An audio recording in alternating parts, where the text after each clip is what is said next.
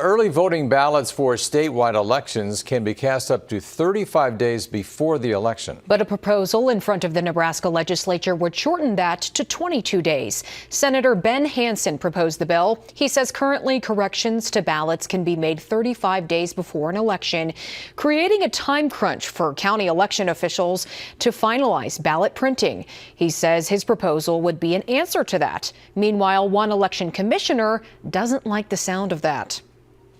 Moving the early voting window to 22 days allows for our county election officials to proofread the ballots, gives printers more time to deliver ballots, and makes the administration of adding corrections more attainable. In order to process the ballots with the decreased time frame, we would need to work 7 days a week to handle the volume.